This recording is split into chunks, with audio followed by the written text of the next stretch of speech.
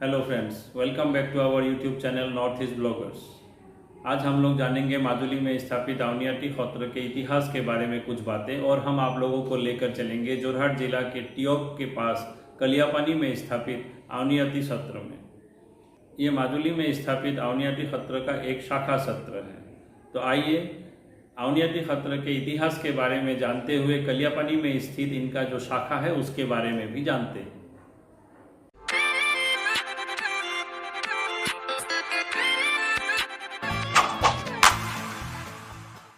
माजुली ये वो नाम है जो आज पूरे विश्व में केवल सबसे बड़ा नदी द्वीप यानी रिवर आइलैंड के लिए ही नहीं, बल्कि इस आइलैंड में बसने वाले मिसिंग जनजाति के लोगों के साथ वैष्णव धर्म के लोगों तथा वैष्णव धर्म के प्रचार के लिए स्थापित किए गए सत्र और उनकी विशेषताओं के लिए भी प्रसिद्ध है।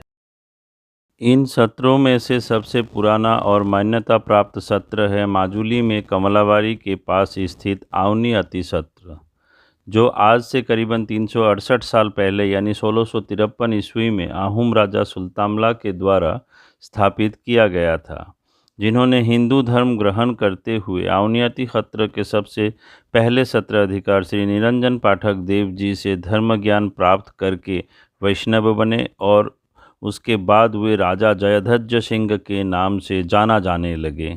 आज ब्रह्मपुत्र नदी के चलते माजुली काफ़ी छोटा हो चला है, पर उस वक्त केवल आउनियाटी खत्र के स्थापन के लिए ही 81,650 बीघा जमीन राजा जयध्वज सिंह जी ने दान में दिया था। इस जगह में आउनी पान काफ़ी ज़्यादा हुआ करता था और अति के माने ऊंचा जगह होने के कारण इस सत्र का नाम उस वक्त आउनियाटी खत्र रखा गया, जहां वैष्णव धर्म के प्रचार के साथ सत्र के मूल भाग मणिकूट में भगवान श्री कृष्ण जी के गोविंद रूप की आराधना की जाती है।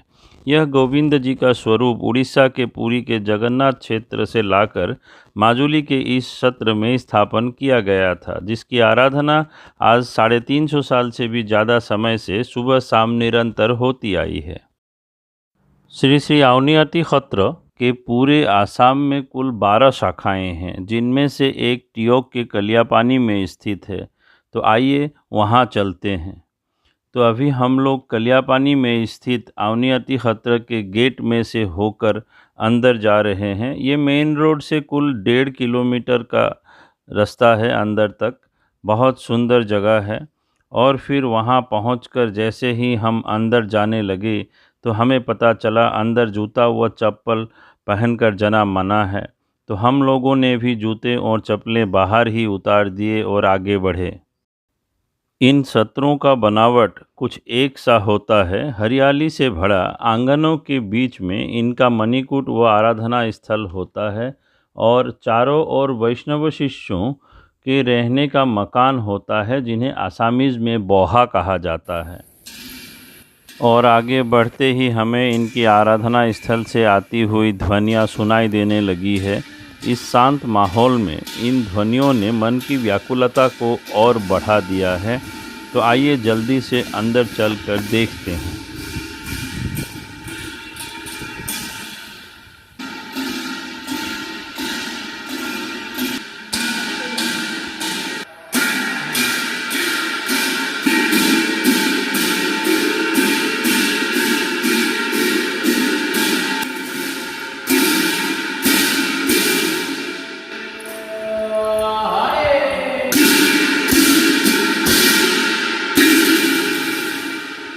इन सत्रों की अपनी विशेषताएं हैं।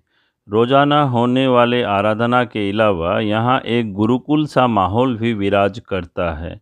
यहाँ रहने वाले वैष्णवगण मोह माया से परे एक उदासीन जीवन जीते हैं और सारा जीवन एक ब्रह्मचारी के रूप में रहते हुए आध्यात्मिक ज्ञान प्राप्त करते हैं। और सांस्कृतिक मूल्यों को मान्यता देते हुए यहाँ भावना यानी रामायण व महाभारत पर आधारित नाट, क्षत्रिय गीत व नाच यानी डांसेस के साथ शरण व भजन, नाम प्रसंग का भी आयोजन होता है। इन सत्रों में पर्व के रूप में पालनाम, रासलीला, जन्माष्टमी, होली, दीपावली व बिहू का भी आयोजन बड़े हर्षोल्लास से की जाती है।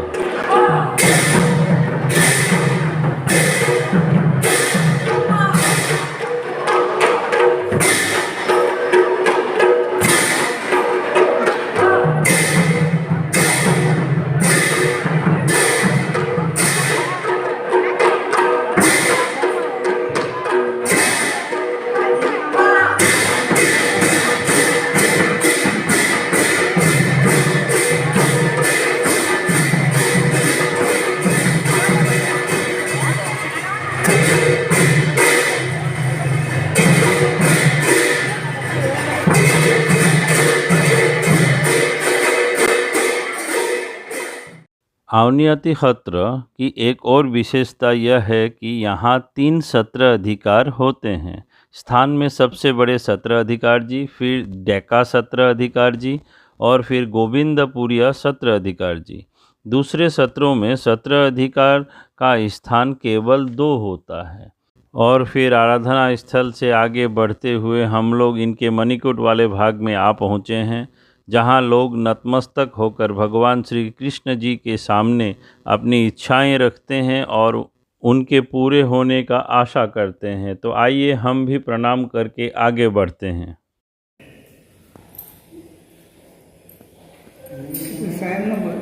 96 ন? প্ৰতিষ্ঠা আচ্ছা, কিন্তু এনেই এই নামঘৰ মণিকূটৰ দুৱাৰ মুকলি হৈছে 2004 চনত 4 চনৰ পৰাহে হৈছে। ভাওনা মহোৎসৱ যে হৈছিল তেতিয়া সন্ত সমাৰোহ হৈছিলে যে আচ্ছা তেতিয়া এই দুৱাৰ মুকলি হৈছিলে ইয়াত। আচ্ছা, তেতিয়া নামঘৰৰ মণিকূট উদ্বোধন হৈছিল। মানে এনেই 96তে স্থাপিত, কিন্তু 2004 পৰা মুকলি হৈছে। यहाँ क्षत्रिय नाच के साथ सिखाए जाने वाले अन्य नाचों में प्रमुख है नतुआ, अप्सरा, सूत्रधर, उजापाली, खाली, जामुरा व कृष्ण गोपी नृत्य आदि। एक और जानने वाली बात यह है कि सत्र के मूल सत्र अधिकार जी का रहने का स्थान मणिकूट व आराधना स्थल के पास में ही होता है। डेका सत्र अधिकार जी भी पास में पर उत्तर दिशा के बीच में रहते हैं और गोविंदपुरिया सत्र अधिकार जी मणिकूट व आराधना स्थल के पूर्व दिशा के बीच में रहते हैं। इस सत्र के शुरुआत से लेकर आज तक 368 सालों में केवल 16 लोगों को यहाँ के सत्र अधिकार के रूप में चुना गया है और आज डॉक्टर पीताम्बर देव गोस्वामी जी यहाँ के मूल सत्र अधिकार हैं। ये 10 साल की उम्र में 1969 में गोविंदपुरिया के रूप में श्री श्री अवनियाती सत्र आए और अपना अध्ययन पूरा करने के बाद 1998 में इस सत्र के 16वें सत्र अधिकार बने। हमें भी इनसे मिलने का मौका मिला और ये हमारा किस्मत ही आप कह सकते हैं, क्योंकि भादो महीने का शुरुआती दिन होते हुए भी हमने काफ़ी समय इनके साथ बिताया और बातों ही बातों में कई चीज़ों के बारे में हमने जाना। काफ़ी अच्छा लगा इनसे मिलकर। यहाँ दोबारा ज़रूर आएंगे इनसे मिलने के लिए। और फिर उन्होंने हमें एक अलग कमरे में बिठाया और चाय मिठाई खिलाकर ही हमें उन्होंने वापस भेजा। अच्छा लगा यह देखकर कि किस तरीके से वो हर चीज़ों को संजोकर सबको साथ लेकर आगे बढ़ रहे हैं। আপোনাৰ এনে ঘৰ ক'ত? ঘৰ আমাৰ মাজুলী। আচ্ছা, মাজুলী কোন জেগাৰ? মাজুলী আমাৰ ৰাওনাপাৰৰ ৰাওনাপাৰা ওচৰত। और फिर आगे बढ़ते हुए हम उनके कार्यस्थल यानी ऑफिस के अंदर आ पहुँचे हैं। इसी जगह से ही वे सारी चीज़ों का संचालन करते हैं। आप देख सकते हैं कितनी सुंदरता से हर एक चीज़ को यहाँ सजा कर रखी हुई है। अच्छा लगता है जब इस तरीके से चीज़ों को सजा कर रखी हुई देखी जाती है। आप यहाँ ज़रूर आइएगा, आपको भी काफ़ी अच्छा लगेगा। बस यहाँ अंदर आने से पहले आपको अपने पहनावे का काफ़ी ध्यान रखना होगा। और काफ़ी समय उन लोगों से बातें करने के बाद हम लोग वापस आने लगे। तो जैसे जैसे वापस आने के लिए बाहर निकले और चारों तरफ हम लोगों ने देखा, तो ये एहसास हुआ कि काफ़ी साफ़ सफाई से हर एक जगह को रखा हुआ है। इतनी बड़ी जगह को साफ़ रखना और हर एक चीज़ को सजा कर रखा देख बहुत अच्छा लगा। हर तरफ का माहौल उनके नैतिक मूल्यों को दर्शा रहा था। और जैसे जैसे हम वापस आने लगे तो हमें रास्ते में ये महाशय हमारे इंतज़ार में खड़े मिले और फिर उन्होंने बताया कि यहाँ एक संग्रहालय भी है जिसे देखकर ही हमें वापस जाना चाहिए। तो उनका ये आदर हमें बहुत अच्छा लगा और उस संग्रहालय को देखकर ही जाना हमने उचित समझा। तो श्री श्री अवनियाती सत्र का ये वो संग्रहालय है जिसे 2005 में स्थापन किया गया था।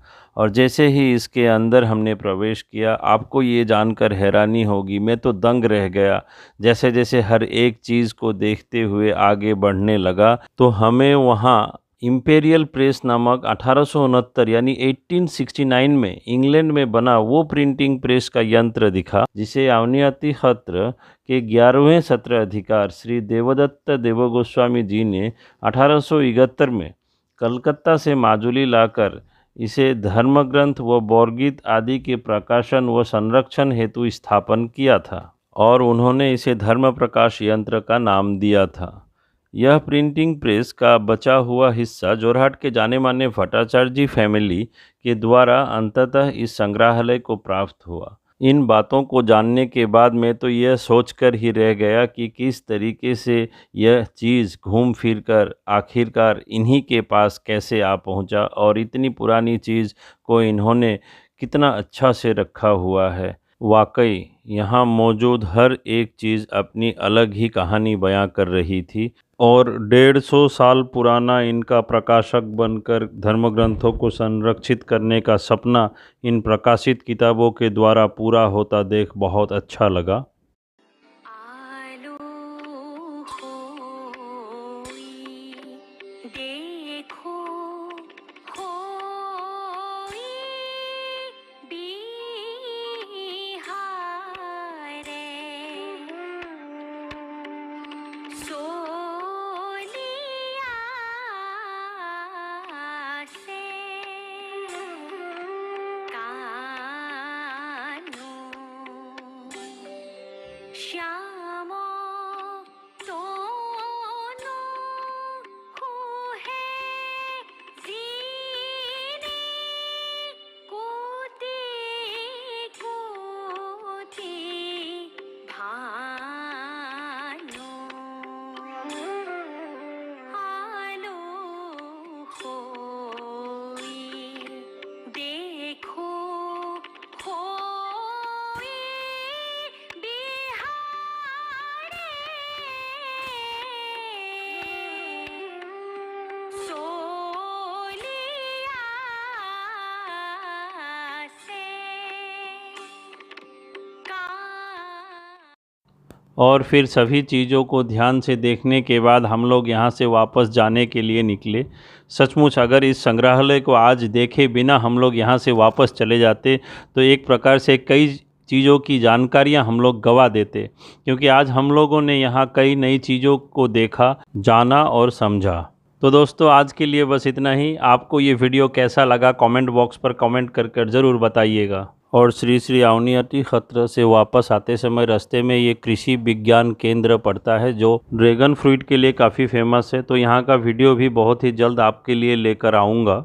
तो इस वीडियो को लाइक करते हुए आगे शेयर ज़रूर कीजिएगा और आप में से जो भी आज हमारे इस वीडियो में नए हैं हमारे चैनल को सब्सक्राइब ज़रूर कीजिएगा और बेल बटन को प्रेस करना मत भूलिएगा ताकि आप हमारे आने वाले हर नए वीडियो से परिचित रहें।